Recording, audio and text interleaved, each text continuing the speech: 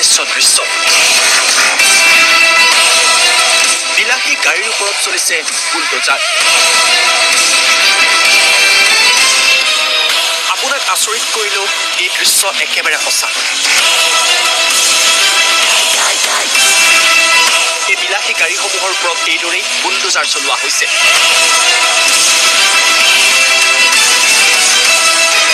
আৰু ছেকেণ্ডত ধ্বংস হৈছে কেইবা কোটি টকীয়া বিলাসী গাড়ী। কিন্তু এই গাড়ীসমূহ এইদৰে ধ্বংস কৰাৰ কাৰণ কি? কোনো ছবিৰো দৃশ্যগ্ৰহণ নহয় এয়া। আমি পুনৰবাৰ কৈছো, এয়া সম্পূৰ্ণ সত্য দৃশ্য।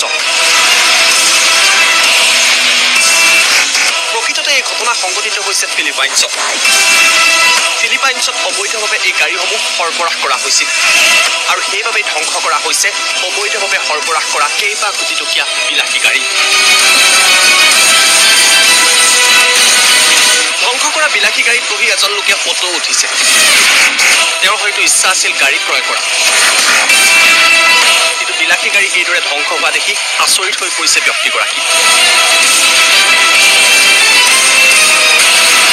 প্ৰকৃততে ফিলিপাইনছত এতিয়া ৰাষ্ট্ৰপতি ৰডাৰিক ডুটেৰ্টে শাসন চলাই আছে।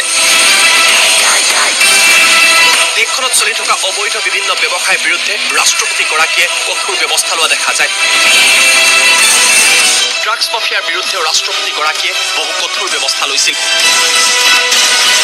আৰু ফিলিপাইনছৰ ৰাষ্ট্ৰপতি ৰডাৰিকৰ এইবাৰ লক্ষ্য হৈছে অবৈধভাৱে সৰবৰাহ কৰা আৰু কৰ ফাঁকি দি কিনি অনা এই গাড়ীসমূহ। ইয়াৰ জৰিয়তে ৰাষ্ট্ৰপতিগৰাকীয়ে এটা বাৰ্তা দিব বিচাৰিছে যে অবৈধ সামগ্ৰীৰ কোনো মূল্য নাই ফিলিপাইনছত। বিভিন্ন বিতৰ্ক থাকিলেও ৰাষ্ট্ৰপতি ৰডাৰিকৰ এনেকুৱা নিৰ্দেশনাই সকলোকে আচৰিত কৰি আহে। কিন্তু তাৰ মাজতে ফিলিপাইনছে নতুন গতিও লাভ কৰিছে।